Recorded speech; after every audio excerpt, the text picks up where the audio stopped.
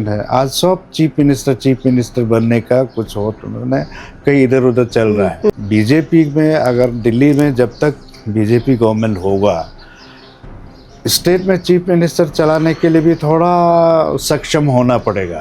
अरुणाचल प्रदेश में क्यों कमल नहीं खिल सकता है, लोग बोलता था उस समय में कि पहाड़ों में कमल नहीं खिल सकता है। हमने बोला पहाड़ में भी खिल सकता है। हम लोग उम्मीद करता था कि former chief minister, former MP, former ministers, former MLAs Congress में आज भर्ती पड़ा हुआ है। वो जनता की हित में जो आता है वो आवाज़ करता नहीं है। वो सरकार का साथ वो इश्यूज़ को लेके सरकार तक भी वो लोग डेलीगेशन जाना चाहिए। पब्लिक लाइफ में क्या है, अपने आप भी अकाउंटेबिलिटी रहना चाहिए। हर पोस्ट को हम ही लेगा बोलने से वो काम भी डिलीवर नहीं हो पाता है, अटेंड भी कर नहीं पाता है, लेकिन रिस्पॉन्सिबिलिटी लेके रखता है। सीएम साहब से मॉरल ग्राउंड में स्टेप डाउन करने का डिमांड वो प्रीमेचर है। फोटो स्टूडियो को हाइड्रो पावर का वो दे रहा है, और आपका जो कपड़ा धोने वाला ना वो भी हाइड्रो पावर मिल रहा है। अरे ये क्या है, टेक्निकली वो वायबल है कि नहीं, वो चीज़ करके कांडू साहब का समय में मैं एक आपका जरिए से लोगों को भरोसा दिलाना चाहता हूँ कि इस बार का राज्यसभा लोग दिखने मिलेगा, और जो चीज़ वादा करता है निभाता है। ये आपने देखा है। सीएम साहब जिसको वोट देता है वो करता है।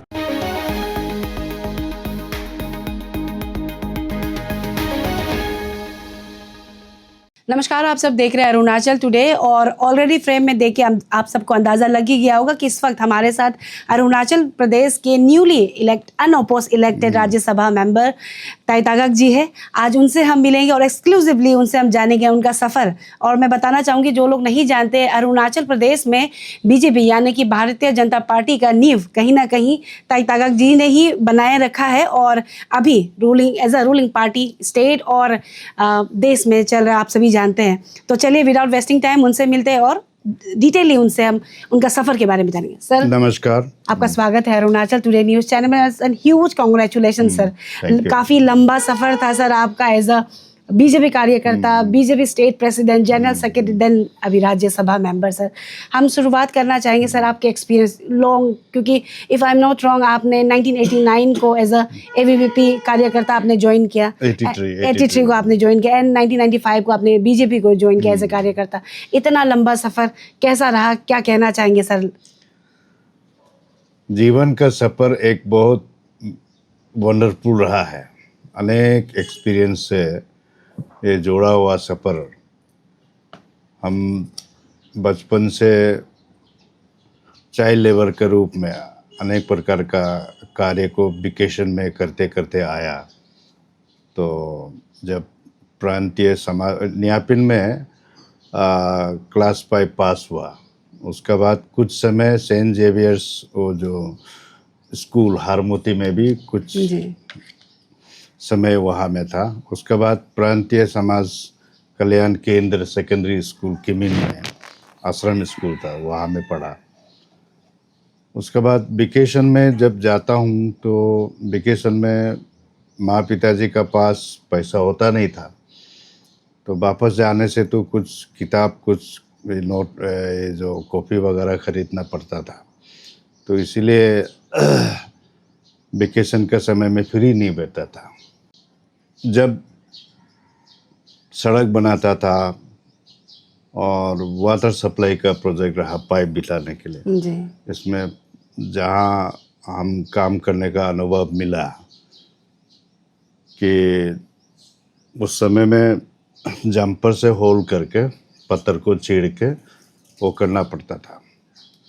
तो वो जगह में हमको 2 रुपये मिलता था उस समय में। हाँ, 2 रुपये मिलता था। और हमको क्या काम करना था, काम करने वाला लोगों के लिए खाना पकाने के लिए, और उस होल को उसमें पानी डालते रहना पड़ता था। उसमें पानी बेम्बू चौंगा से लेके पानी लेके देने से दिन में 2 रुपये मिलता था। और बड़ा एडल्ट लोग को तो 10, कोई लोग अच्छा काम करने वाला को 15 रुपये मिलता था उसमें।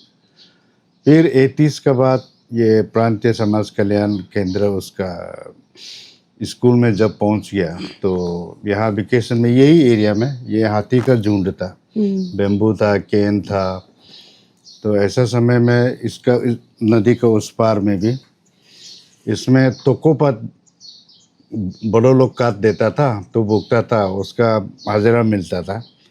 तो उसमें 5 रुपया 10 रुपया हम लोग को छोटा को देता था। बेम्बू भुगता था, लकड़ी को भी, आज तो लकड़ी बहुत दाम हो गया, उस समय एक बूजा जो था वो बूजा हिसाब से हम लोग जितना बुक पाता था वो 2 रुपये मिलता था वो भी। तो ऐसा करके वेकेशन को काटा। बेम्बू भी 2 प्रकार का यहाँ मिलता है, एक तो इतना बड़ा वाला बेम्बू और एक छोटा वाला बेम्बू। और तो छोटा वाला बेम्बू को 1 रुपया और बड़ा वाला 2 रुपया उसको मिलता था। तो जब बेम्बू काट के शाम को सेल हो जाने से खूब आनंद लगता था हम लोग को। ये नदी ही एक सहारा बना, तो नदी नाव बना के हम लोग यहाँ से निकलता था। और इसमें डी सेक्टर एक्सट्रीम में CRPF कैंप था, तो वो देखते रहता था आप लोग स्कूल पढ़ता है कि हाँ, हम लोग वेकेशन में करता था। फिर बीच में आया फॉरेस्ट, सोशल फॉरेस्ट्री डिपार्टमेंट। उस समय ग्यामर था, हम कोई फॉरेस्ट गार्ड था होगा, तो हम कुछ बच्चे लोग वहाँ मिलके वहाँ में 5 रुपया पर डे मिलके वो एवरी वीक को पेमेंट करता था। तो उसको वो गुटी वाला जो बनाना है ना, वो खा के हम लोग वो सबसे दाम कम वाला हारमोती में बंडरडोरा से पैदल जाता था। पैदल जाके हारमोती से लेके, मतलब बहुत आनंद रहा। लेकिन जीवन जो है कोई फ्री नहीं, अनेक प्रकार का काम किया। और कभी कभी तो लोगों के साथ मिलके हारमोती से, लालूक से, दोल हाथ से ये जो पिक्स गौरी लेके बेचता था। और कभी बहुत नुकसान हो जाता था गर्म दिन में। गर्म आ गया तो गौरी जो है, जो गाड़ी में बुक लेके आता था, मर जाता था। ऐसा करके काफ़ी चीज़ मार्केट में किया। और कभी कभी जो आजकल बूढ़ी माँ लोग करता है ना, जंगल की सब्जी, वो भी तोड़ के बेचता था। तो काफ़ी चीज़ को आनंद लिया है जीवन में। उसके बाद में ABVP का सफ़र 1983 से लगा। ABVP का कार्यक्रम में अटेंड किया। सील प्रोग्राम में student experience in inter state living, उससे कहीं उत्साहित मिला। और साथ ही साथ 1985 में RK मिशन द्वारा नेशनल यूथ कन्वेंशन था, वो मेरा फर्स्ट एक्सपोजर रहा। ट्रेन सफ़र का भी वही फर्स्ट रहा है। तो वो महाराज अभी भी ऋषिकेश में है। और उन सभी देश का सभी हिस्सों से मिलने के बाद उसे धीरे धीरे चैप्टर खोलने लगा कि समाज का काम वहाँ से इंस्पिरेशन मिला। तो करते करते आया है। तो करने के बाद फिर पढ़ाई भी कंटिन्यू चलते रहा। जब मैं पोस्ट ग्रेजुएशन 1995, उस समय अरुणाचल यूनिवर्सिटी था, तो पॉलिटिकल साइंस को लिया। और उस समय का वो जो है बैच में हम अच्छा परफॉर्मेंस किया था, तो यूनिवर्सिटी ने भी एडहॉक अपॉइंटमेंट के लिए लेक्चर, गवर्नमेंट कॉलेज नया कॉलेज था, तो उसमें पॉलिटिकल साइंस लेक्चरर के लिए हमको दिया था। लेकिन हमने उसको छोड़ के JB लॉ कॉलेज में चला गया। JB लॉ कॉलेज में जाके उसके बाद थोड़ा इंटेंस हो गया। तो उससे पहले 1989-90 उसमें संघ का धीरे धीरे, उस समय उत्तर असम का अंदर में था। उत्तर असम एक जिला हुआ करता था और अरुणाचल में संघ का शाखा ही शुरू हुआ था, मंडलीय बोल के एक तो रहता है इस तरह। तो चल के उत्तर असम फिर विभाग हो गया। फिर हम लोग का यहाँ ये जो शुरू हुआ मंडलीय हिसाब से शुरू हुआ। तो उत्तर असम विभाग का अंदर में यहाँ जिला, पूरा अरुणाचल एक जिला हुआ करता था। तो एक जिला कार्यभार, जब शाखा का गतनायक हुआ, फिर गतनायक के साथ में शाखा कार्यभार रहा। अरुणाचल का प्रथम शाखा गतनायक और शाखा कार्यभार मुझे दायित्व मिला था। चलते चलते फिर असम, उत्तर असम जब विभाग हो गया, ये जिला हो गया, अरुणाचल, पूरा अरुणाचल एक जिला हो गया। तो जिला का बौद्धिक प्रमुख दायित्व दिया गया। उस समय राजू भैया था RSS चीफ। तो ऐसा करके अनेक काम उसमें जुड़ा रहा। उसी समय से ही ब्लड डोनेशन देने का शुरू किया। हम लोग ने एक अच्छा इंसिडेंट मिला था उस समय। ये जो पचिन नया नया खुला था तब, जंगल साफ करके, उसमें रिक्शा वाला एक तो अपने पेट को काट के पूरा पेट निकल गया था। बाबा अमते जी उस समय आ रहा था अरुणाचल में। ML गोरे बोल के कोई GM जनरल मैनेजर था स्टेट ट्रांसपोर्ट। तो चलने के बाद में हम लोग को ये सब सिखाता था, तो उसको उसका पेट का अंदर घुसा के ये पाँव दोनों को ऊपर उठा के उसमें कोई एसके दे बोल के सुपर सर्जन था जनरल हॉस्पिटल में, वहाँ ले गया तो उसमें बोला है कि वो नहीं सकेगा। फिर उसको हम लोग लेके आर.के. मिशन में ले गए, आईसीयू नहीं है बोल के। तो आईसीयू में डॉक्टर को था उसमें, वो उसको पेट को अंदर घुसा के उसको पेट को सफा करके, ये एक बहुत बड़ा इंसिडेंट रहा कि इतना गन था कि वो गन भोजन ही नहीं, 15 दिन तक हम लोग भोजन नहीं हो सका। उसके बाद दारू का सहारा लेना पड़ा। हम पहले बचपन में दारू पीता नहीं था, लेकिन उस समय में क्या हो गया, पेट को तो फिर होना पड़ेगा, तो दारू का साथ जो भी मैचिंग होता है 15 दिन तक लगा।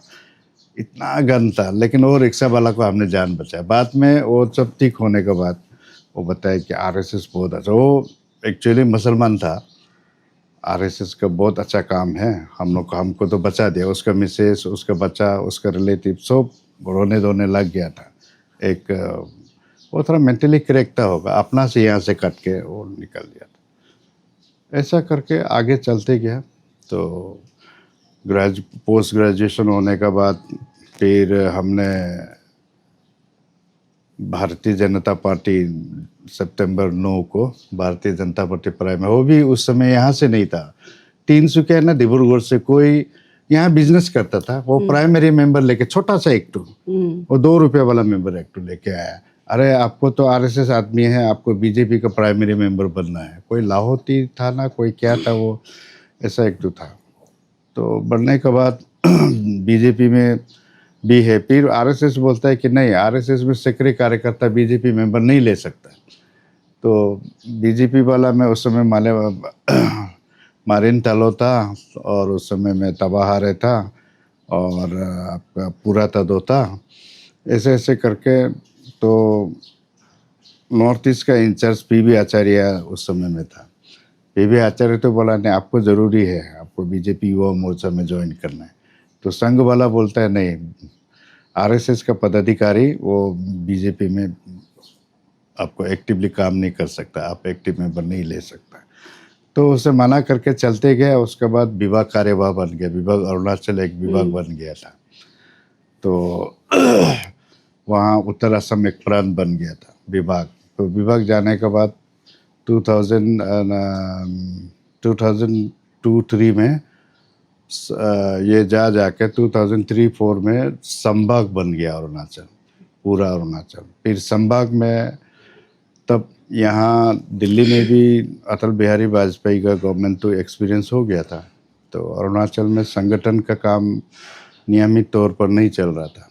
तो हम 6 महीने संभाग कार्यवाह करने के बाद बीजेपी में आरएसएस जो रेस्पॉन्सिबिलिटीज रहता है, कोई भी रेस्पॉन्सिबिलिटी उसको रिलिंग्विश करना पड़ता है। तो ये अभी का जो आरएसएस चीफ है मोहन भगवत, उस समय सर कार्यवाह नया बन के आया था।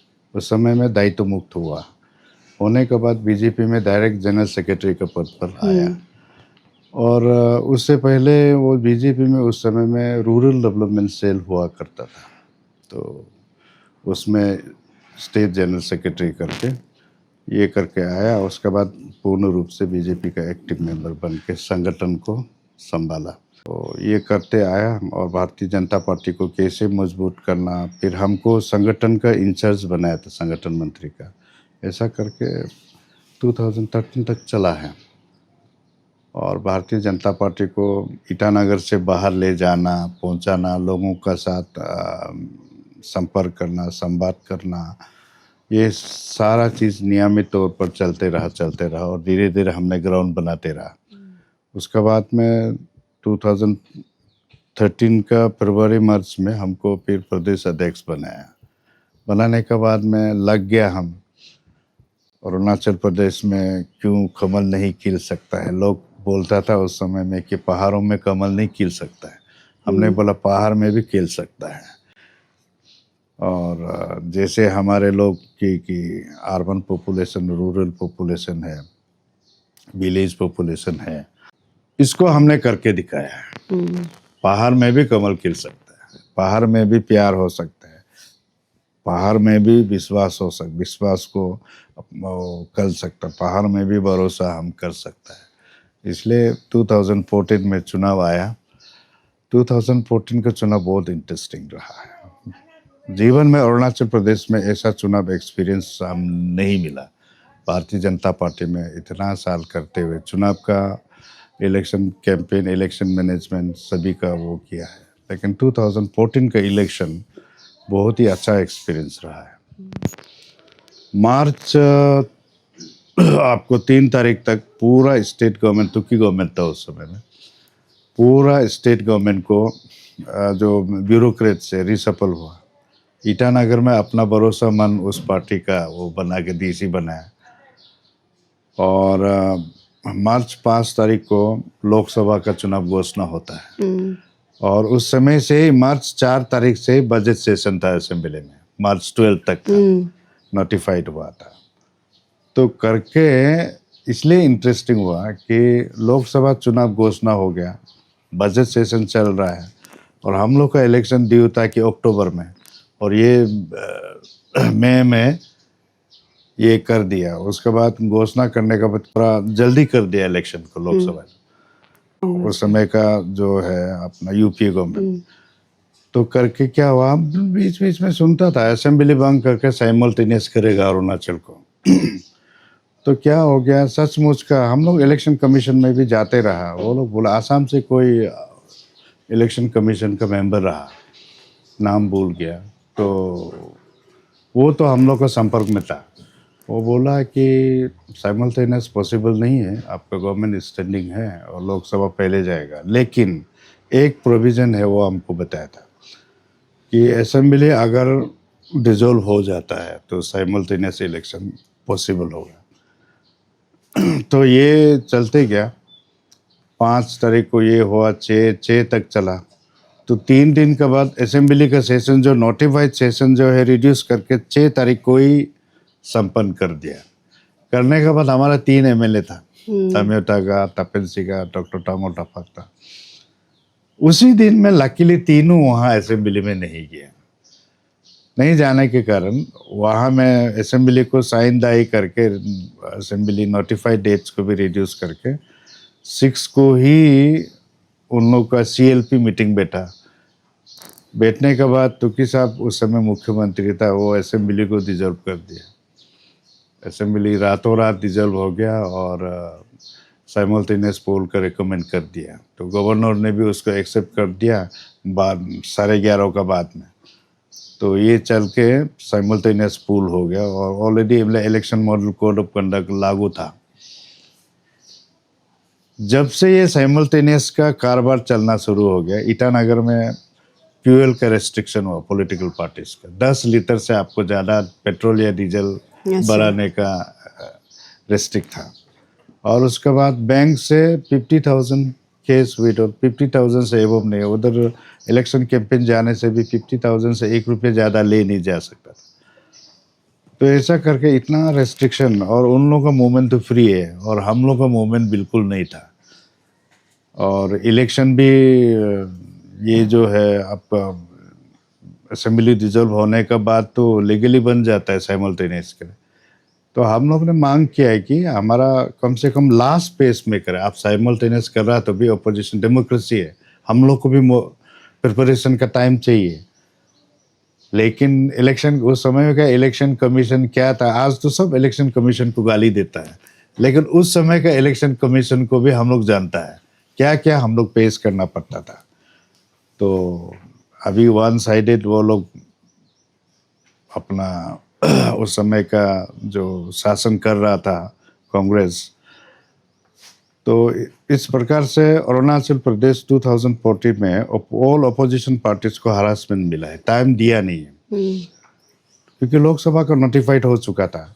उसके बाद विधानसभा का बंद कर दिया, फिर उसके बाद साइमल्टेनियस हुआ। साइमल्टेनियस भी फर्स्ट फेज में पोलिंग डेट घोषणा कर दिया। हम लोग को बिल्कुल टाइम नहीं मिला। ऐसा में टिकट डिक्लेरेशन में भी केंद्र में टाइम लग रहा था विधानसभा का, और केंद्र का भी ध्यान था 14 में जैसे भी सरकार आना है, लोकसभा को ध्यान था। तो ऐसा में 3 पेज अरुणाचल को टिकट रिलीज हुआ है। हम तो ईटानगर में रह नहीं पाए, वहाँ ही बैठना पड़ेगा, उसका डिटेल विटेल पूरा वहाँ देना था। लेकिन हम लोग भी कोशिश किया कि जैसे तैसे, कभी बीजेपी 30 से ज़्यादा कैंडिडेट उतरा नहीं था उस समय तक। 2014 में 56 कैंडिडेट हमने उतरने के बाद में कुछ लोग, बैंक का कारोबार ऐसा हो गया, पेट्रोल का ये हो गया, अरुणाचल में बिना रिसोर्स का तो होगा नहीं, खाना पीना वो चलता ही है, यहाँ लॉजिस्टिक एक्सपेंडिचर बहुत, यहाँ का माने कल्चर ही वही है। तब मूवलेस हो गया और कुछ लोग ने नॉमिनेशन फाइल करना ही छोड़ दिया था।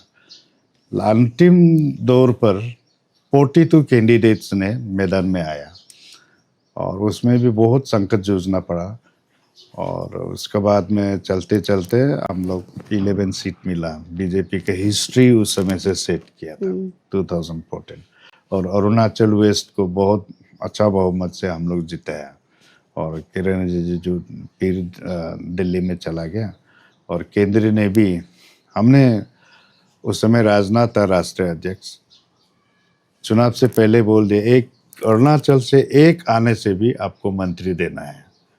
तो वो जैसा एश्योरेंस किया किरण रिजिजू को, MOS होम दे दिया है उसमें, और अरुणाचल प्रदेश भी आज तक कैबिनेट में है। आज अभी तो कैबिनेट मंत्री हो गया। अच्छा लगा, ये सफर रहा भारतीय जनता पार्टी का। काफी लंबा सफर है बहुत सफर। और जैसे आई गेस जितने भी दर्शक देख रहे हैं, उन्होंने जो जानते हैं ताई ताकक जी को एज अ बीजेपी कार्यकर्ता तो जानते ही होंगे, RSS कार्यकर्ता भी जानते हैं, beside that as a social worker भी कई लोग आपके बारे में। आई गेस अभी जब से आपका अनोपोज हुआ है, एक भी नेगेटिव कमेंट नहीं आ रहा लग रहा, हम देख रहे हैं सोशल मीडिया में सभी लोग बताया जा रहा है, भाई लोग बताया जा रहा है कि कोई भी नेगेटिव नहीं है, all are happy and satisfied आपका जो अनोपोज हुआ है, और बीजेपी की तरफ से भी जो आपका नाम प्रस्ताव रखा गया था। और एक इम्पोर्टेंट सवाल रहेगा, क्योंकि आप इतना बहुत साल आप as a leader of opposition रहे, तो अभी का समय अगर देखा जाए तो ऑलरेडी अरुणाचल प्रदेश में कई इश्यूज चल रहे हैं, तो आपको क्या लगता है कि उस समय का लीडर ऑफ अपोजिशन और अभी का लीडर ऑफ अपोजिशन में क्या डिफरेंस है, आपका एक्सपीरियंस कैसा था, वो हम थोड़ा जानना चाहेंगे। देखिए, लोग भी दिखाई दे रहा होगा, राजनीतिक में जब भी आप ज्वाइन करता है तो सेवा का भाव लेके आना चाहिए। कांग्रेस जिस हालत में यहाँ अपोजिशन पार्टी का रूप में चल नहीं पा रहा है, वो वैक्यूम जो क्रिएट हुआ, लीडर जो अपोजिशन पार्टी का रोल कमी रहा, उसी को हमारे कुछ लोकल ऑर्गेनाइजेशंस उसको उस वैक्यूम को फिलअप करने का कोशिश कर रहा है। इश्यूज आता है, इश्यूज का भी जड़ होता है, कहाँ से आ रहा है, उसका समाधान कहाँ है, वो होता है। अगर मैच्योर्ड आदमी लोग उसमें इन्वॉल्व होता तो कभी कभी बैकफायर हो जाता है, कभी कभी रॉन्ग मोटिवेशन मिलता हुआ दिखता है। हम लोग का समय में क्या था, कोई भी इशू हम पब्लिक और सरकार का वहाँ तक लेके नहीं गया वाला कोई भी ऐसा इशू नहीं था। हम लोग नेशनल हाईवे रुको, धरना करो, एपीजी जलाओ, और कभी कभी ज़्यादा हो जाने से ईटानगर बंद भी करता था, डिस्ट्रिक्ट बंद भी करता था।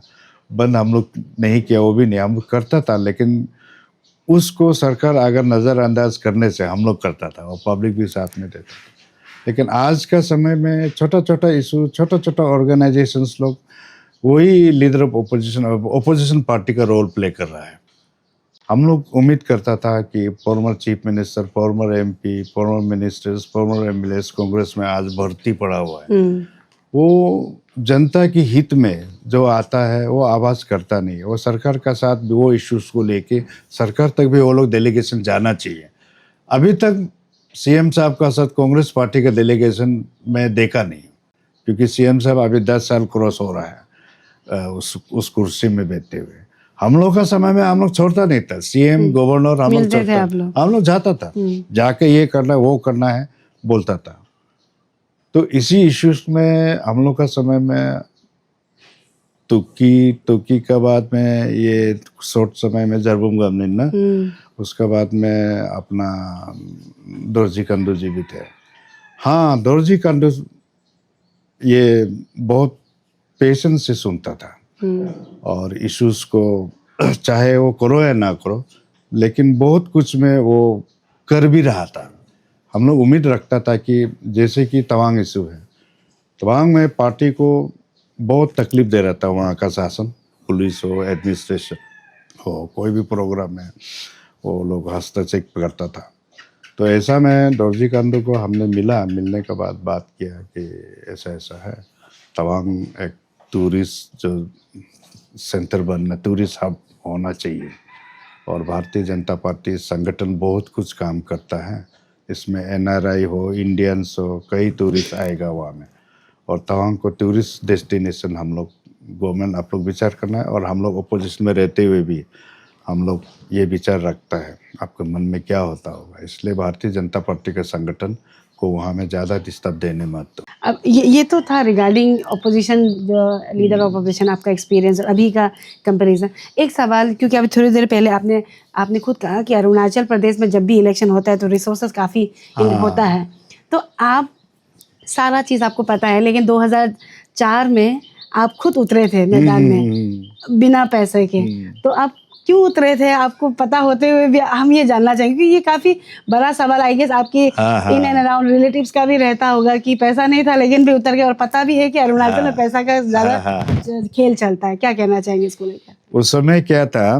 भारतीय जनता पार्टी का एक पॉलिसी हमेशा है और रहा है, हमेशा है और रहेगा, जिस प्रदेश में भी अपना संगठन नहीं है वहाँ चुनाव भी एक प्रचार का, संगठन को मजबूत करने का एक इम्पोर्टेंट रोल है। तो चुनाव अगर उतरता है तो वहाँ हमारा पार्टी फ्लैग उतर जाता है, पार्टी बैनर उतर जाए। आजकल तो बैनर इतना खास नहीं चल, पोस्टर वगैरह चलता है। ये चुनाव, ये जो है पार्टी एक्सपेंशन का रूप में भी हम लोग भारतीय जनता पार्टी का अपना पॉलिसी रहा है। तो 2004 में यूडीएफ अरुणाचल में बन गया था। 2003 अगस्त 4 से लिजुम रोनिया और अपंग साहब ये सब करके यूडीएफ गवर्नमेंट आया, 30+ कमिंग दोला डिप्टी चीफ मिनिस्टर। हम लोग सोचा था ये चुनाव तक पहुंचेगा, लेकिन बिल्कुल 43 ना 45 डेज का अंदर में अपंग साहब कांग्रेस तलब कर दिया। तब हम लोग को उसके बाद बहुत हालत खराब हो गया। खराब होके एमपी को तो दोनों यूडीएफ गवर्नमेंट ने जिता दिया, किरण और गांव दोनों को, लेकिन एमएलए में क्या हो गया, गवर्नमेंट ही पूरा कांग्रेस चला गया इलेक्शन टाइम में। फिर भी हम लोग सोचा कि पार्टी का पोस्टर, पार्टी का बैनर, पार्टी का फ्लैग पहुंचना चाहिए, लोगों को मालूम होना चाहिए, भारतीय जनता पार्टी का सिंबल को भी लोगों को मालूम होना चाहिए। इसलिए हमने लास्ट अंतिम तक डटा रहा, और उसी से संगठन का दायित्व देने का शुरू किया है। कभी कभी कूदना भी पड़ेगा, क्योंकि वो काइंड ऑफ स्ट्रेटेजी था आपका कि आप झंडा फहराने के लिए चुनाव लड़ के अच्छा रहा। आज भी लोगों ने केंद्र में भी उस समय में कैसा आप कुरुम जैसा जगह में चुनाव लड़ा, वो भी बिना पैसे से। हम बिना पैसे से हमको उस समय में 50,000 से चुनाव लड़ा। जो भी वहाँ में लोकल लॉजिस्टिक था वो हमारा फैमिली था और हमारा रिलेटिव था, वो अपना व्यवस्था किया है। अभी सर हम एक उम्मीद तो था, क्योंकि उस समय में एनर्जेटिक यंग भी था, हम सोचा चलो जनता के लिए देखेंगे। तो अलग अलग स्टेट में तो पूरा घूम चुका था, वहाँ का देख चुका था, तो उस माहौल को देखते हुए हम थोड़ा उम्मीद भी था कि यहाँ भी ऐसा हो सकता है। तो लेकिन अंतिम रूप से अपना ही यूडीएफ गवर्नमेंट का जब इधर तलब कर गए तो होने के बाद में माहौल ही बदल गया जी। ऐसा हुआ, बहुत अच्छा एक्सपीरियंस रहा। वही सर, लेकिन अभी जितने भी दर्शक देख रहे हैं उनको वो भी हैरान हो गया। आपका 50,000 का जो आपने बताया इलेक्शन में, अभी करोड़ में अभी तो भी कम पड़ जाता है इलेक्शन में, 50 करोड़ भी कम है। और सर, क्योंकि आप जब बीजेपी गवर्नमेंट आए अरुणाचल में, सीएम पेमा खांडू बने, उनका एज अ सलाहकार, as a adviser to CM, आप 2 टेन्योर आपने सर्व किया। नो डाउट आपने काफ़ी काम किए होंगे, आपकी तरफ से इनिशिएटिव आपने लिया होगा, लेकिन आप एक या 2 जो एक इम्पोर्टेंट इनिशिएटिव आपके रहते हुए आपने किया, आप दर्शक से शेयर करना चाहेंगे सर? एडवाइजर का रोल भी काफ़ी इंटरेस्टिंग रहा है जी, क्योंकि सीएम का तो एडवाइजर पहले भी बहुत, कांग्रेस शासन में भी, बीजेपी आने के बाद भी एडवाइजर बहुत लोग ने किया है, लेकिन हमारा चीफ मिनिस्टर पेमा खांडू हमको कैबिनेट रैंक एंड स्टेटस दिया है, और उसमें 2 या 3 एमएलए था और 5 एडवाइज़र था फर्स्ट एंट्री में। उसके बाद मैं पार्टी का विषय में अपना मुख्यमंत्री को गाइड करना और डिस्ट्रिक्ट इश्यूज़ में गाइड करना, काफ़ी कसर हमने काफ़ी चीज़ सीएम साहब का साथ फ्रेंकली रहा और सीएम साहब भी काफ़ी इंक्लूसिव रहा।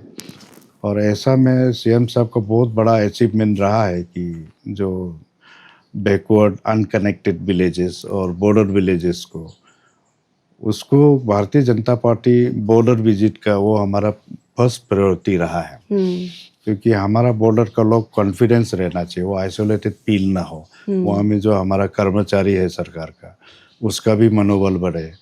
ये चीज़ को सीएम साहब ने हम लोग जैसे आने के बाद जैसे कि विजयनगर रहा, जैसे कि टाली रहा, इतना पैसा देने के बाद भी रोड नहीं बना, कनेक्टिविटी नहीं बना।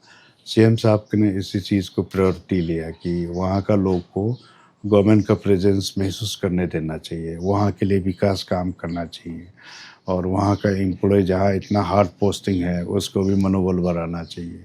ये काम रहा है।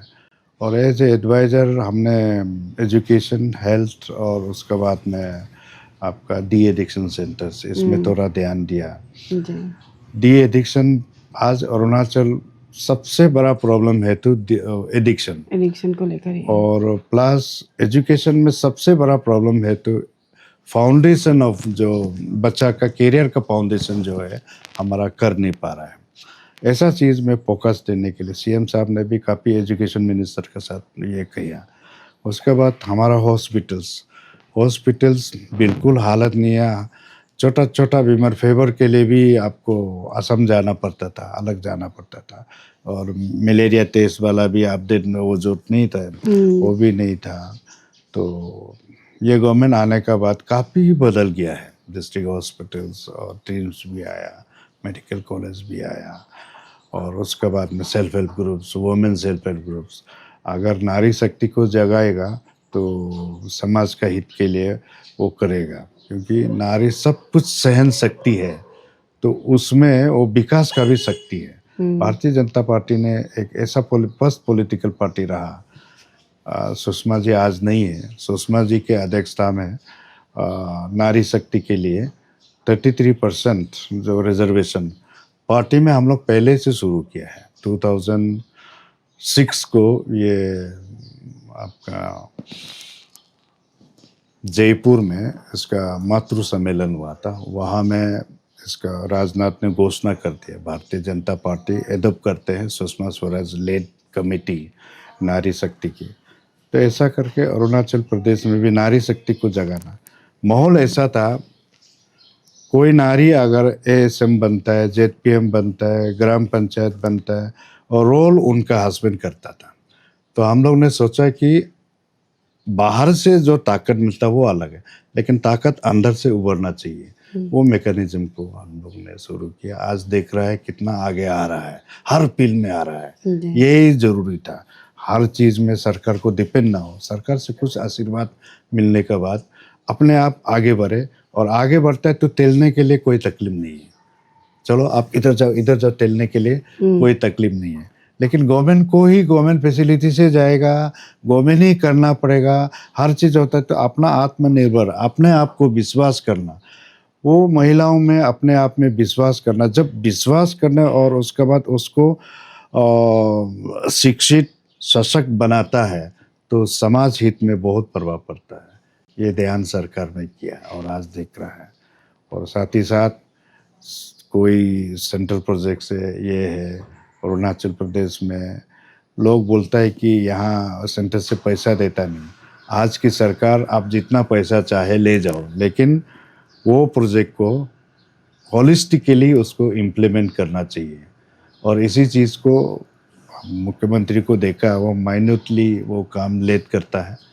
और एक ऐसा एक सिचुएशन है, आज सब चीफ मिनिस्टर बनने का कुछ हो तो कहीं इधर उधर चल रहा है। मुझे लगता है कि बीजेपी में अगर दिल्ली में जब तक बीजेपी गवर्नमेंट होगा, स्टेट में चीफ मिनिस्टर चलाने के लिए भी थोड़ा सक्षम होना पड़ेगा, क्योंकि एवरी 2 मंथ्स आपको रिपोर्ट देना पड़ता है। PM review every 2 months chief minister को खींचता है। और जितना पैसा चाहिए ले लो, लेकिन काम भी वैसा ही हो, ये है। तो वो कन्फ्यूजन, मंत्री बनेगा, एमएलए बनेगा, वो एमपी बनेगा, उसमें नहीं है, लेकिन काम करना चाहिए, रिस्पॉन्सिबिलिटी को रियलाइज करना चाहिए। हमारे सीएम ने उसी लाइन में चला, मुझे भी बहुत अच्छा लगा उसके साथ में। आपने खुद कह दिया, मैं पूछने वाली ही थी, क्योंकि आप one of the senior BJP leader है, फॉर्मर स्टेट प्रेसिडेंट रह चुके हैं। अभी चर्चा में जो चली रहा है, जो आपने बता ही दिया, अभी पूछना भी नहीं बनता है। तो और एक इम्पोर्टेंट सवाल रहेगा कि आप as a leader opposition Dorjee Khandu, जो कांग्रेस के समय में चीफ मिनिस्टर रहे, और अभी के जो present chief minister Pema Khandu ji, उनके ही बेटे हैं, उनके अंदर भी एज अ सलाहकार आपने काम किया। क्या लगता है दोनों में से कौन बेहतर है, या फिर आपका एक्सपीरियंस कैसा रहा उनके एक साथ? तो क्या था, ये उस समय में हम लोग युवा अवस्था में ही था, और एक उस समय में अपंग से कंडू ट्रांजिट हो रहा था ना, उस समय में ऑफिस ऑफ पुरपिट जो जया बच्चन को वहाँ में डिस्क्वालीफाई होने के बाद अरुणाचल में भी हम लोग ऑफिस ऑफ पुरपिट में लगा, और उस समय का प्रेसिडेंट तपन सिंह था, मैं general secretary organisation incharge, plus उस समय में पार्टी का चीफ स्पोक्समैन में भी था, मैं ही था। तो ऐसा करके इसी लीगल एंड लेजिस्लेचर सेल बोल के हम लोग का डिपार्टमेंट हुआ करता था, उसका स्टेट कन्वीनर हमको दिया था। तो इसमें ऑफिस ऑफ प्रॉफिट में हम लोग ये जो ट्रांजिशन पीरियड में अपंग, और उस समय सीएम साहब अपंग था, तो ऑफिस ऑफ प्रॉफिट में 22 MLAs including chief minister, home minister, finance minister, और बहुत सारा मिनिस्टर था।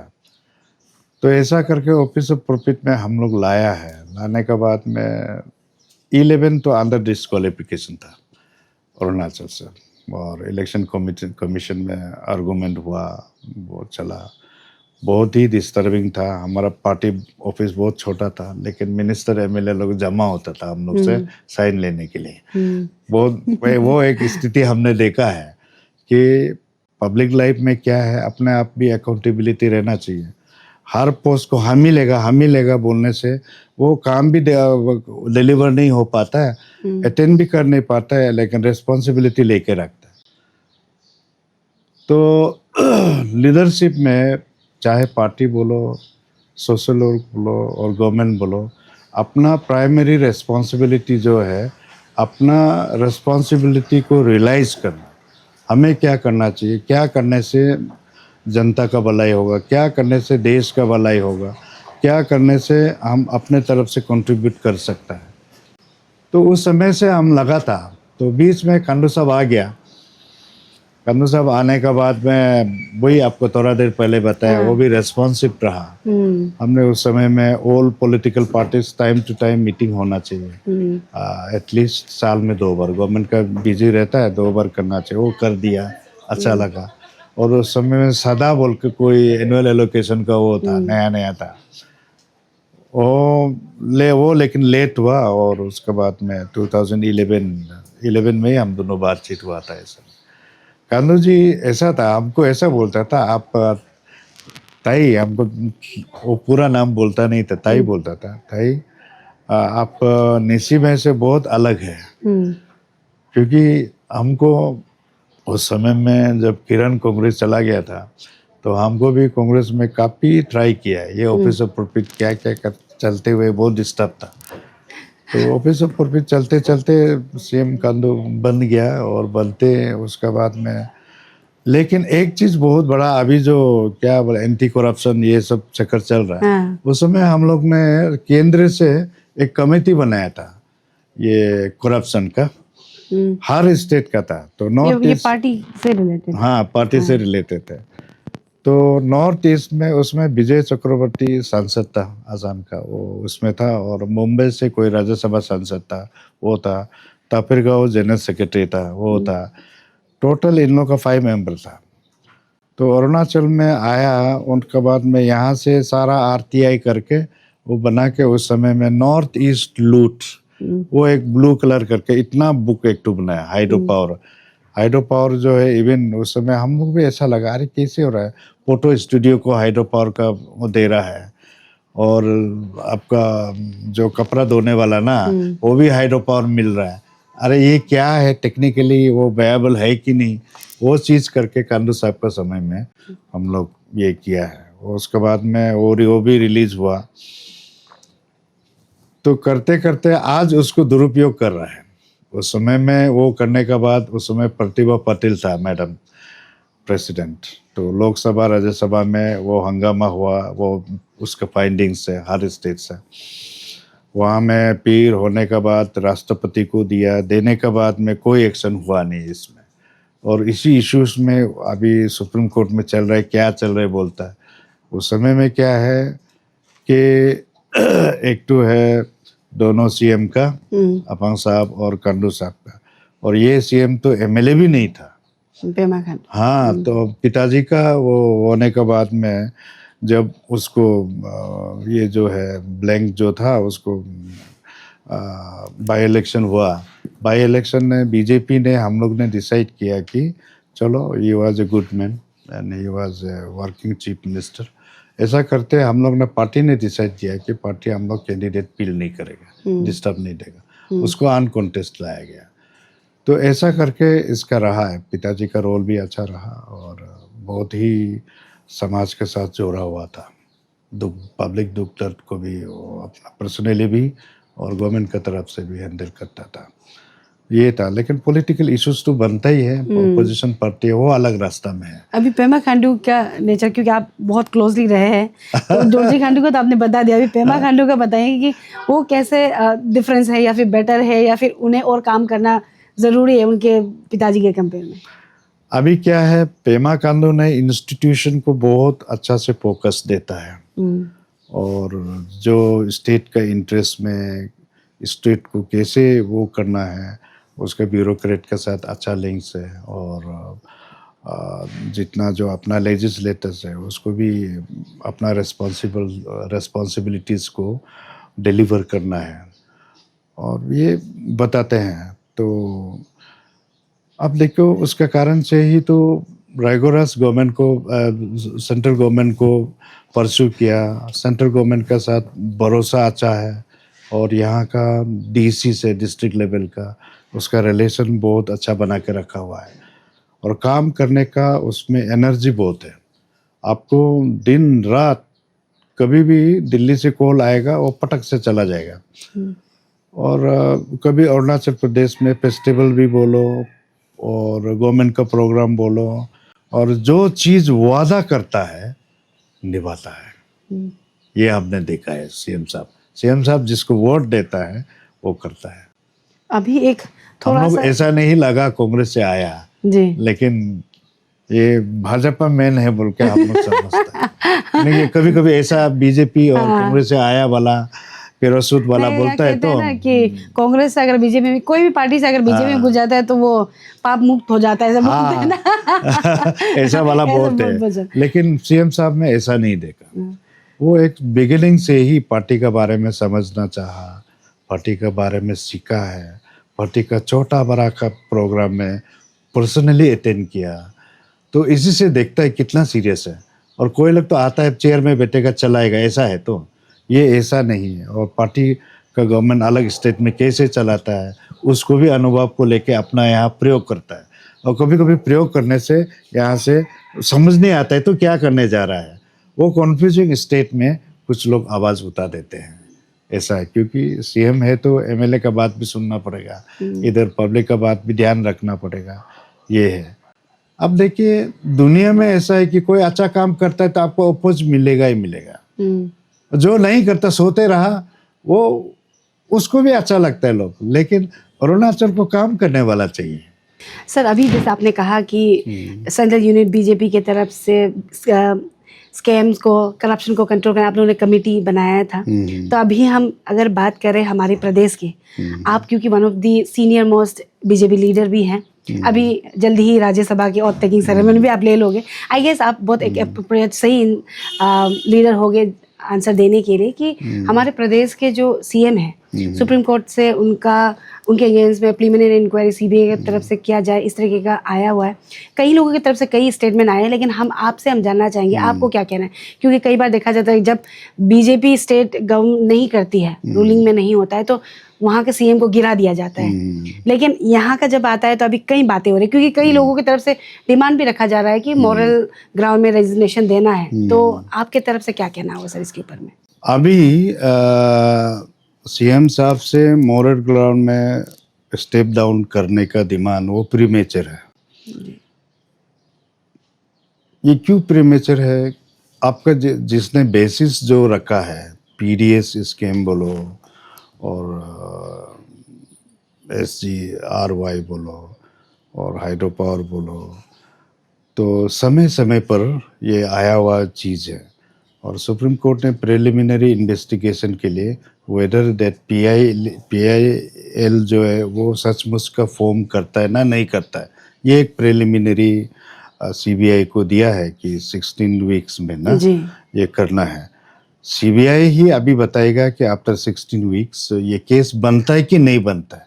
और केस नहीं बनता है तो सीएम का मोरल ग्राउंड में रिजाइन देना वो बनता नहीं है। चाहे ठीक है पॉलिटिकल इशू है, पॉलिटिकल बना है, लेकिन ये प्रीमेचर है। और आप देखिए इसका प्रोसेस बहुत लंबा है। अभी CBI प्रिलिमिनरी इन्वेस्टिगेशन का कैरी आउट करेगा, सुप्रीम कोर्ट को देगा, सुप्रीम कोर्ट का गाइड में हो रहा है, ठीक है। सुप्रीम कोर्ट ने एक लॉन्ग पेंडिंग PIL केस को हियरिंग करने का बाद ये लगा कि ये केस बनता है कि नहीं बनता है। अब केस होगा ना नहीं होगा, उसी स्टेज में सीएम का स्टेप डाउन होना वो प्रीमेचर है। और बोलने वाला डेमोक्रेसी है। आप देखिए बीजेपी गवर्नमेंट तो वो जो है पब्लिक का ओपिनियन कहीं भी बोल सकता है, ये तो मेंटेन कर रहा है। PM मोदी को कितना गाली देता है और घिनौना गाली देता है, उसके बाद में उसका माँ तक को भी छोड़ा नहीं है। और CM साहब को तो एक फॉर्मर चीफ मिनिस्टर का वो बेटा है, कहीं ना कहीं पिताजी का समय में कई ब्यूरोक्रेट मिसगाइड होके हाइड्रो पावर में या कहीं ऐसा हुआ होगा, फिर भी उसको तो कैंसिल कर दिया, बहुत चीज़ में कैंसिल हो गया, उसको वेरीफाई चल रहा है। और डिप्टी चीफ मिनिस्टर हमारे चौना मैन को उसको वो दिया गया है, वो काफ़ी स्क्रूटिनी करके वो देख रहा है कि वो जो एलोकेटेड हुआ इम्प्लीमेंट हो पाएगा कि नहीं हो पाएगा, सारा चीज़ कर रहा है। अभी देखिए प्रिलिमिनरी इन्वेस्टिगेशन के बाद CBI को लगे कि ये केस बनता है, रिपोर्ट तो समेत देगा, उसके बाद रिपोर्ट फिर गवर्नमेंट ऑफ इंडिया का पास जाएगा जी। जाने के बाद में CBI अगर केस बनता है, सोचने से CBI FIR फाइल करेगा कि ये केस बनता है, तो वो कौन सा केस में फाइल करेगा वो CBI डिसाइड करेगा। उसके बाद आपका हियरिंग्स चलते रहेगा, और चलते रहने के बाद में जिसको वो जो है केस बनता है बोल के वो आने से तभी होगा। और लास्ट स्टेज में तो कन्विक्टेड होता है ना, और उस समय में होता है तो उसका भी बिल पार्लियामेंट में लाया तो कांग्रेस अपोज कर रहा है। 30 डेज कंटिन्यूस जेल होता है तो ऑटोमेटिक उसका पद चला जाएगा। वो बिल भी पार्लियामेंट में रिसेंटली लाया गया था, कांग्रेस अपोज कर रहा था उसको, क्योंकि उसका मानसिकता पता है ये है। तो इसलिए लोगों को भी मैच्योर्ड वे में लाना चाहिए, क्योंकि ऐसा केस में लोगों का सीखने का भी बात है इतना PIL करने का बाद, क्योंकि उन्होंने पिताजी को लेके इसको कर रहा है। और अब देखिए CM का डायरेक्ट इन्वॉल्वमेंट अगर नहीं है तो वो बनता नहीं है केस।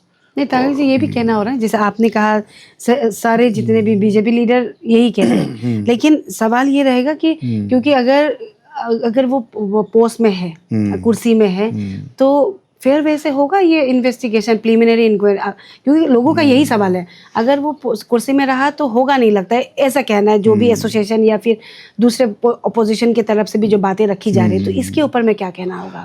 आप देखिए अभी केस ही नहीं बना है तो वो कैसे वो स्टेप डाउन करेगा?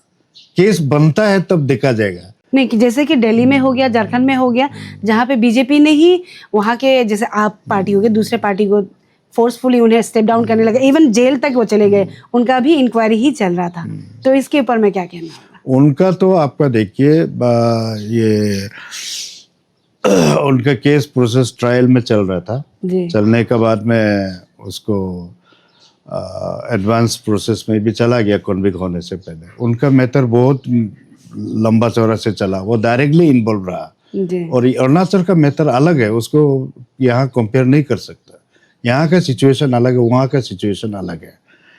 आप देखो कि यहाँ अभी कैसे नहीं बना, प्रिलिमिनरी है। और हम लोगों को मालूम होना चाहिए कि 2000 जून या जुलाई में 2011 का जून या जुलाई में सीएम साहब एमएलए होके बाई इलेक्शन से आया।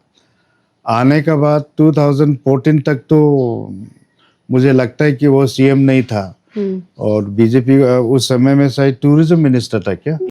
तो ये अगर 2015 तक का केस है, आगे से 10 साल का जो हाँ, उससे अगर 2000 ये करके चलते आने से 2015 तक तो सीएम साहब सीएम नहीं था। इसी स्टेज को भी देखना पड़ेगा कि वो उसका ठीक है, बिजनेस फर्म उसका फैमिली मेंबर हो सकता है। उस समय में क्या था कि सीएम बनने से पहले या एमएलए बनने से पहले या मिनिस्टर बनने से पहले ये ट्रेडिंग लाइसेंस वगैरह होता है कि नहीं, गवर्नमेंट का रोल में नहीं था। उस समय में अपना बीवी बच्चा को पालने के लिए वो he was basically a businessman, उसमें तो ट्रेडिंग लाइसेंस होना पड़ेगा। तो उसका अनुसार जब गवर्नमेंट में आ गया, वो अटॉर्नी करके ना ये करके चला है बोल के सुना है। ऐसा सिचुएशन में टेक्निकल पॉइंट बहुत है, इसलिए सीबीआई ने बोला है कि ये सिचुएशन को केस बनता है ना नहीं बनता है उसको देखे। टाइम पीरियड भी हुई, वो 16 को मुख्यमंत्री बना, 15 तक का अगर केस है तो कहाँ तक उसका डायरेक्ट इन्वॉल्वमेंट होता है, वो सही तरीके से जांच हो। जी। और अभी सबसे बड़ा सवाल रहेगा as a Rajya Sabha MP sir, और तकिंग होना बाकी है, लेकिन फिर भी सवाल रहेगा क्योंकि सर हमने देखा है कि जितने भी दर्शक देख रहे हैं वो भी देख रहे होंगे कि राज्यसभा में जो भी एमपी बन के जाते हैं अरुणाचल प्रदेश से आए गए, लेकिन कभी कुछ मेजर डेवलपमेंट या फिर कुछ प्रोजेक्ट अरुणाचल प्रदेश के लिए लाया, ऐसा कुछ एज अ जर्नलिस्ट हमने भी नहीं सुना सर। आई गेस बुरा ना माने तो जो फॉर्मर्स थे वो भी एक्सेप्ट करेंगे कहीं ना कहीं, क्योंकि काफ़ी कम। तो सर हम आपसे क्या एक्सपेक्ट करेंगे, what are your plans for Arunachal Pradesh and for the people of Arunachal Pradesh, क्या आप करोगे सर? ये एक सर एक्सक्लूसिव रहने वाला है, एंड अगर ये नहीं हुआ sir again I will come and ask you कि आपने बातें रखी थी आपने क्यों नहीं किया सर, क्या कहना चाहेंगे सर? आपका क्वेश्चन बहुत ही इंटरेस्टिंग है। मैं सभी हमारा प्रेडेसेसर्स जो प्रीवियस राज्यसभा मेंबर्स को उनको रेस्पेक्ट करते हुए कि अभी तक तो शपथ ग्रहण लिया नहीं है जी। राज्यसभा एमपी, क्या करना चाहिए क्या नहीं करना चाहिए वो संसद में हमको पता लगेगा 2-3 महीना में।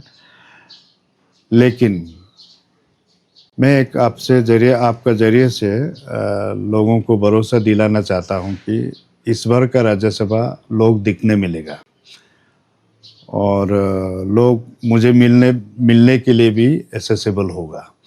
ये 2 चीज़ तो मैं वादा करके रखता हूं। और राज्यसभा एमपी क्या करेगा वो तो काउंसिल ऑफ स्टेट से जी। और कुछ वहाँ में अपना कैसे करना है, स्टेट गवर्नमेंट को ही हमको कोऑपरेट करना है। और जहाँ वहाँ पेंडिंग कुछ होता है तो हमें परसू कर देना है। हमारा लेवल से तो इंडिविजुअल स्किल हम दे नहीं सकते। स्टेट का यहाँ से जो भी जाता है जैसे कि एनुअल एलोकेशन, रेवेन्यू शेयरिंग और सारा चीज़ वो रहता है, वो जितना सके उतना तक मैं करूँगा। पहुँचने के बाद ही वातावरण हमको मालूम होगा क्या होना चाहिए सर, क्योंकि ना अभी का जो इस बार जो हुआ है आपका अनअपोज इलेक्टेड आप हुए हो, लोगों का बहुत ज़्यादा एक्सपेक्टेशन है। पहला एक one of the senior most BJP leader, संघ से आप जुड़े हुए हो और अभी without any confusion and doubt लोगों को पता है कि सेंटर में बीजेपी ही चला रहे हैं। तो कहीं ना कहीं आपका जो उठना बैठना और एक्सेसिबल जो आप बात कर रहे हैं आपका आसान होगा। तो एक्सपेक्टेशन उसी हिसाब से आपके ऊपर में ज़्यादा रख रहे हैं, इसलिए मैंने ये सवाल किया। एंड आपने बहुत चालाकी से कह सकते हैं कि जवाब भी दे दिया कि लेकिन एनीवे सर, आई होप कि आप अरुणाचल के लिए, अरुणाचल के लोगों के लिए आप काम करेंगे। एंड सर जाते जाते जितने भी दर्शक देख रहे हैं, स्पेशली बीजेपी कार्यकर्ता और अरुणाचल के लोगों के लिए आप क्या मैसेज देना चाहेंगे सर? मुझे तो इससे पहले वो जवाब देने से पहले बताना चाहूँगा कि जब से पार्टी ने हमारा नाम को घोषित किया जी और वो उससे माहौल पूरा अरुणाचल प्रदेश से जो करंट दौरा है जी वो प्यार और वो जिस प्रकार से खुशी मुझे वो लहर को मिलने के बाद ऐसा लगा कि मुझे ये लहर जो है चुप बैठने नहीं देगा। अब देखिए एयरपोर्ट में भी मैं मना किया था रिसेप्शन मत करो, पार्टी को तो मना ही कर दिया था, तो पार्टी ने स्टेट ऑफिस में कर लिया। वहाँ जितना community organisations, clan organisations, family members भी रहा है, तो ऐसा करके मुझे लगा कि लोगों का एक्सपेक्टेशन भी हाई होगा उस दृष्टि से। और जहाँ तक ये लोगों का एसेसेबल रहा है, मैं तो ग्रास रूट वर्कर हूँ, जी मैं स्टेट का पूरा दौरा करूँगा। जो 2013 से 14 तक हमने 6 मंथ अरुणाचल प्रदेश में बॉर्डर का दौरा किया, वो फिर रिपीट होगा। ऐसा करके उससे लोगों से सुनेगा कि क्या चीज़ है। इश्यूज़ को पता चलने के बाद ये स्टेट का होगा ना, स्टेट लीज का होगा, ये कॉन्करेंट लीज का होगा ना, ये सेंट्रल लीज होगा, तो यूनियन लीज, ये सब सेग्रीगेट करने के बाद मैं, क्योंकि हमारा काम करने का तरीका ऐसा है, ऐसा इशू आता है तो जो रिलेटेड जो है वो लेवल का, उसको भी रिक्वेस्ट कर दूंगा कि आप इसको देखिए, ये आपका लेवल का है। स्टेट का और स्टेट लिस्ट का होने से स्टेट गवर्नमेंट देखेगा, यहाँ का लोकल एमएलए है और यहाँ का व्यवस्था है। कॉन्करेंट लिस्ट होगा, सेंटर को परसू कर देना कि हमारे स्टेट का जो स्टेट गवर्नमेंट ने जो ये रखा है ये सही है और इसको ध्यान देना चाहिए। और सेंट्रल लिस्ट को तो अभी दोनों लोकसभा एमपी है और डायरेक्टली पब्लिक इलेक्टेड वाला लोग है, तो दोनों का काम हमारा अरुणाचल प्रदेश में वाकिफ है, बहुत सालों से दोनों संसद में है, लोकसभा में है, वो भी कर रहा है और दोनों को साथ देने में मैं पीछे नहीं हटेगा। और ज़रूरत पड़ने से दोनों से भी रिक्वेस्ट करेगा कि ये हम लोग को मिलके करना चाहिए। एक बहुत कि अरुणाचल प्रदेश के लिए खुशी की बात है कि हमारा यूनियन कैबिनेट में भी है, तो कैबिनेट मिनिस्टर क्या रोल प्ले कर सकता है, वो स्टेट का हित में हो, हमारा समाज का हित में हो, देश का हित में हो। और उसी तरफ हम तो अभी पार्लियामेंट देखा भी नहीं, देखने के बाद में वो ज़रूर देखूंगा कि हम एक राज्यसभा जो एमपी होने का नाते हैं उसका इनपुट कैसे करेगा। वो धीरे धीरे कुछ तो पहले खुद को सीखना पड़ेगा, खुद को कॉन्फिडेंस बिल्ड करना पड़ेगा, खुद का नेटवर्क बिल्ड करना पड़ेगा कि गवर्नमेंट ऑफ इंडिया एक महासागर है और उसमें हर मंत्रालय में वो देखना पड़ेगा कैसे सिस्टम क्या है, उसमें टाइम लगेगा, लेकिन कोशिश तो ज़रूर किया जाएगा, कोशिश ज़रूर किया जाएगा जनता के भलाई के लिए, अपना स्टेट का भलाई के लिए। हम लोगों को पता है कि हमारा स्टेट स्ट्रेटेजिकली मैंने वो हॉट स्पॉट्स है और उसके बाद में नेचुरली ऑल्सो हॉट स्पॉट्स है, उसको प्रिजर्व करना, प्रमोट करना। और फिर हमारा आदमी लोग तो ज़्यादातर ट्राइबल मेंटेलिटी है, उनमें बहुत सारा अपना अलग अलग ट्राइब है, अलग अलग खाना पीना, अलग अलग रहना, संस्कृति, सारा चीज़ ये है। उसको रेस्पेक्ट करते हुए उसको भी नेशनल में कैसे एक्सपोज किया जाए वो भी ध्यान रखने का वो प्रयास रहेगा कि नेशनल, क्योंकि एक है मेन स्ट्रीम और क्या स्ट्रीम चर्चा होता है ना, ये सब ना हो। एक तो चीज़ ये है कि अभी इलेक्टेड अनअपोज बनने से कई सुझाव आ रहा है हमारा सिटीज़ में, हमारा अरुणाचल का बच्चा को कई वहाँ तकलीफ देता है, ये चीज़ को ध्यान रखना चाहिए। ऐसा किस्म का आ रहा है धीरे धीरे। और एक तो ये आ रहा है कि इलीगल माइग्रेंट्स जो है वो एक नॉर्थ ईस्ट के लिए सीरियस इशू है। ऐसा करके मैं स्ट्रैटेजी सोच के रखा हूँ, हम लोग नॉर्थ ईस्ट स्टेट एक स्टेट से होने से नहीं होगा, इसलिए मैं आपके ज़रिए से बताना चाहूँगा ये जहाँ इफेक्टेड स्टेट्स है इनको एक साथ बैठना चाहिए और होम मिनिस्ट्री का देख रेख में ये काम लीगली होने से अच्छा है, ताकि हम यहाँ जो भी करें वो अलग स्टेट में हमारा बच्चा लोग को, हमारा कोई अलग स्टेट में काम करता होगा उसमें इफ़ेक्ट ना हो। हमेशा फ्यूचर का वो ठीक के लिए देखना चाहिए। सर आखिर में मैसेज या फिर अपील स्पेशली आपके कार्यकर्ता और हमारे अरुणाचल के लोगों के लिए सर। हाँ हाँ अभी क्या है, कार्यकर्ता का मनोबल तो बड़ा है जी और लोगों में आज सुबह भी 2-3 ग्रुप आया, कल दिन भर रहा, आने वाला कल तक, इसलिए हम दिल्ली गया नहीं है क्योंकि उन लोगों को मिले, पर्सनली बात करें। कार्यकर्ता में पूरा जोश है और वो संगठन का काम को डिसिप्लिन और जिस प्रकार से वो संगठन को आगे बढ़ाना चाहिए, जैसे कि संवाद है, संपर्क है, प्रशिक्षण है, वो सारा चीज़ जिम्मेदारी काम सीखने को तैयार है। और मैं अपील करूँगा कि कार्यकर्ता को कि अपने एक थॉट है, किसी भी फील्ड में काम करता है तो उसमें दिल लगा के करे, उस काम को प्यार से करे। जब काम को रिस्पॉन्सिबिलिटी देता है तो हम अलग तरफ में नज़र रखता है तो काम सक्सेस नहीं होगा। और उस एक काम को लेते अगर आगे जाएगा तो आपको भी देखने वाला ऊपर लेवल में है, नीचे में भी है, तो आपका काम, आपका कर्म जो है आपको आगे लेके जाएगा। जहाँ तक कि अरुणाचल समाज है, अरुणाचल समाज एक सेफ स्टेट में है और भारत सरकार की बिल्कुल माने स्पेशल केयर में है। इसलिए कई कई अलग स्टेट का, जनरल स्टेट का जो सिचुएशन है, उसको जो हो रहा है उसको यहाँ में अपना आप पहले से एक्सेप्ट ना हो। योर मेंटेलिटी डिफाइंस और योर वर्क डिफाइंस। इसलिए सभी से मिलके रहना। अरुणाचल एक डाइवर्सिफाइड जो कल्चर है, इतना ब्यूटी स्टेट है, इसको बना के रखना चाहिए। और इसलिए मैच्योरिटी हर चीज़ से बड़ों को छोटों से, भाई बहन से प्यार करना है और छोटा लोग भी बड़ा लोग को रेस्पेक्ट करना चाहिए। और जब अगर रेस्पेक्ट होता है तो उसके दिल के बात आपको बताएगा, तो छोटा भी ज़्यादा डिस्टर्ब करने से बड़ों लोग भी मुंह बंद हो जाएगा। तो इसलिए कहावत है कि घर में नाना नानी होने से उसका पोता पोती का संस्कार वहाँ से ही आता है। और इसीलिए सभी अपना अरुणाचल को, बदलाव तो ये नेचुरल है, वो चलते रहेगा, उस बदलाव को भी एक्सेप्ट करके उसका साथ चलने का हम कदम से कदम मिला के चलने से, और हम समझदारी से हर स्टेप को लेता है।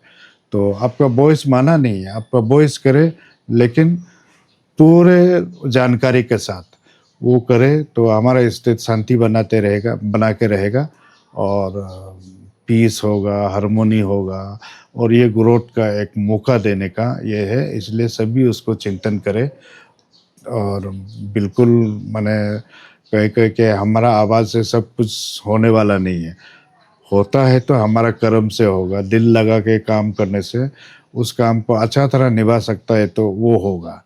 हमेशा ज़्यादा कंपटीशन रहने से किसी का कंपटीशन भी हानिकारक है। कंपटीशन अपना से करो, इसलिए अपना अंदर में जो चीज़ है उससे कंपटीशन करके उसका प्रभाव, रोशनी हमारा अलग जो है नाइबर में कैसे फैले, वो सोचे, वो करे। और तब आपका सरकार भी काम करने का टाइम मिलेगा शांति से। सरकार को डिस्टर्ब देते रहेगा, सरकार भी उसी में उलझते रहेगा और डेवलपमेंट हो नहीं पाएगा। समय बहुत महत्वपूर्ण है, समय का साथ चलना है। देश और दुनिया बदल रहा है और उसमें भी हम लोग भागीदारी बनना चाहिए और इसी का वातावरण बनना चाहिए। इसी मैसेज के साथ सभी आपका अपने आया, बहुत अच्छा लगा और मैं आप दोनों का इंटरेक्शन रहा है तो इसमें कहीं आगे पीछे हुआ होगा, लेकिन मुझे लगा है कि मैसेज क्लियर होगा। भाईचारे बनाना और बिल्कुल माने खुला भरोसा का लायक बनना सबसे बड़ा चीज़ है। जी sir. Sir thank you so much हमारे साथ जुड़ने हाँ, के लिए। And I thank guess you, ये तो मैं भी कहूँगी सर, फर्स्ट टाइम होगा कोई पॉलिटिशियन एक पॉलिटिकल लीडर से जब बात करके मुझे बोर नहीं लगा। नहीं तो कई बार ऐसा हो जाता है सर, इंटरव्यू लेते लेते बात ही नहीं रुकते, लेकिन सवाल पूछने के लिए समय ज़्यादा हो जाता है। But anyway sir, thank you so much हमारे साथ जुड़ने के लिए। एंड आई गेस आप सब भी जो ताई ताकक जी को अच्छी तरीके से नहीं जानते, उनका जर्नी को नहीं जानते, हमारे ये इंटरव्यू से आप सब जान चुके होंगे। जो लोग नहीं जानते और एल्स यहाँ पे ताई ताकक जी को नहीं जानने वाले, तो आई गेस काफ़ी कम लोग ही होंगे। Sir once again thank you so much and congratulation sir. Thank you, sir. Thank you, thank you.